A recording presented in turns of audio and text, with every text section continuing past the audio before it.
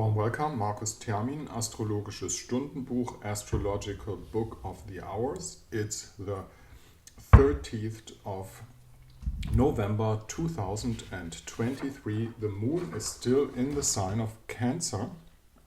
We have a Cancer moon, and Cancer, if we count from the new moon position which occurred in the sign of Scorpio, Cancer is the 9th sign.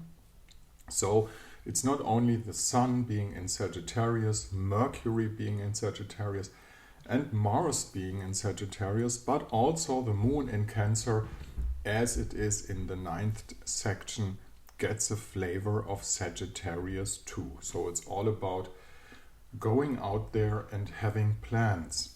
But there's some resistance, because the Moon will make this afternoon a square aspect to the planet of Chiron, or at least, well, it's not exactly a planet, it's an asteroid, but it's a square position. And Chiron is very, very significant in personal charts. If you work as an astrologer and you work with Chiron, you will find that Chiron always marks very exact the position where somebody got hurt in his chart.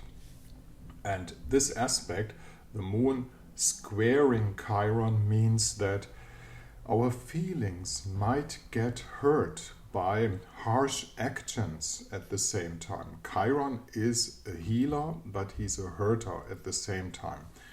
Those of you who have the honor of having relationships or personal contact to Aries-born persons will know that an Aries-born person always tends to hurt a little bit because they are strict, they are very direct, they are confrontive, and the situation with Chiron in the sign of Aries doubles this up a little bit. But also there is the chance of healing at the same time.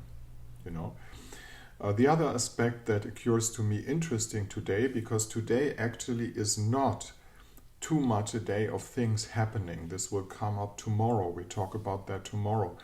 But today is a day that is very similar to the day of yesterday.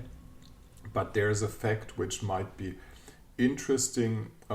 Mercury was in a square position to Neptune and will be more than two times in another square position to Neptune again, because Mercury is short before his retrogradness, which comes up at the 13th of December, and the retrogradness will make him wander around in between Capricorn and Sagittarius, actually. So we have this square more than one time. And there's one funny thing happening on the streets these days. Just count the young people that you see around yourself losing their cell phones out of their pockets.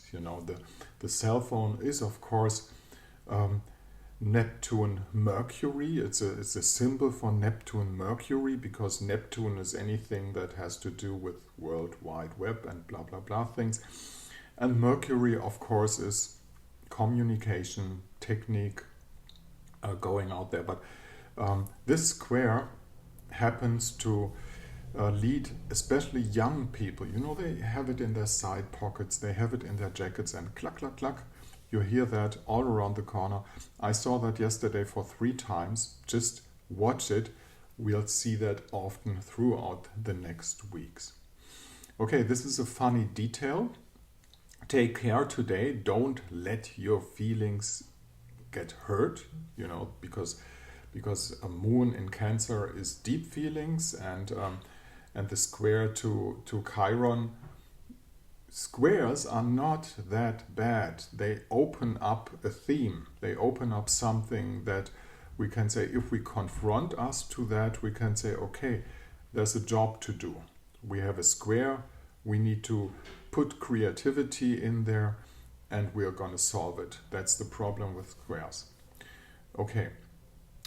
All right. So this is a day of lower tension, but we have this square in between Moon and Chiron, and we have the funny square in between Mercury and Neptune.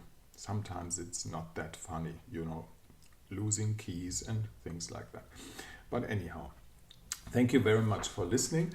This is Markus Termin at the last day of November, the 30th of November 2023. In case you want to take up the challenge and see what is in your personal chart happening, just be faithful. Go to this mail address, time, date and place where you were born. And down here at my blog site, you will find the conditions for a consultation. See you tomorrow. Markus Termin, Astrologisches Stundenbuch.